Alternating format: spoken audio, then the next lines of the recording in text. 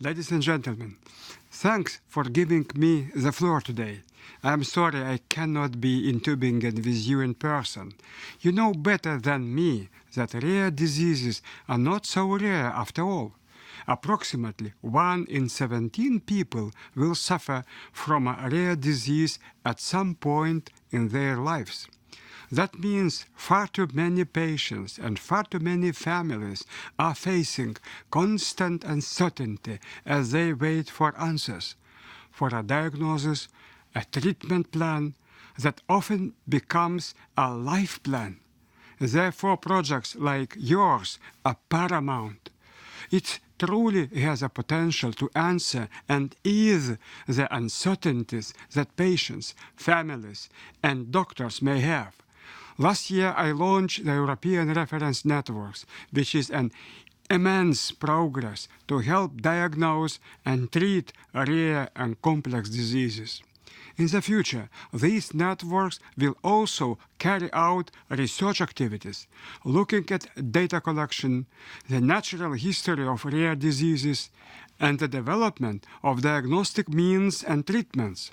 In doing so, they will bridge the gap between research laboratories and clinics, ensuring that this work has a practical, tangible impact. I hope that at some point the networks are able not only connect horizontally between them, but also link to the national systems and help developing advanced therapies globally, as well as connect the database that can later be used for artificial intelligence. This is why I am particularly pleased that the network on neurological diseases will be the first one to carry out an European Union-funded research project. Congratulations! I hope someday the entire network, as a full legal entity, will be able to apply to such funding and hence attract not only more investment, but also talented scientists to work on them. Now, instead of resting on the laurels, I am determined to act to establish the right rules between these networks and other projects, including Orphanet. These projects play a crucial role in developing our understanding of rare diseases, and I am delighted to see that SolveRD will coordinate closely with the most relevant European reference networks. Integration and collaboration are absolutely imperative, and I want to emphasize this point. No single country has the knowledge and capacity to diagnose and treat all rare diseases by itself. However, by working together across borders and across scientific disciplines, we can develop new and innovative solutions. Projects like SolveRD will give patients and doctors access to the expertise that they need when they need it, and that knowledge can be life-saving. We also shouldn't underestimate the influence that this research can have on the broader health landscape.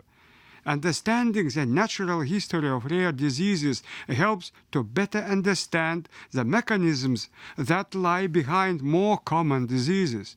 So I welcome the SolveRD initiative with its cross-border and collaborative spirit. This project, together with European reference networks, is a big step towards a more integrated European Union approach to the diagnosis and treatment of rare diseases. And to give you an idea of what this means to patients, we received a message from one of the European reference networks before Christmas. They were reviewing a case of a little girl with unknown, probably genetic condition of low muscle tone and moderate learning difficulties. She has had so far a long list of genetic and other investigations that have not identified the diagnosis. The case is currently being reviewed by 8 clinicians from 7 different countries, and we have already received useful comments about possible future evaluations and tests. Ladies and gentlemen, I'm absolutely convinced that SOLVE-RD and the European reference networks will give patients like this little girl more certainty, more accurate diagnosis, and more appropriate treatment, all leading to better care, better recovery, and better quality of life. I look forward to working closely with you to meet these worthy goals. Thank you.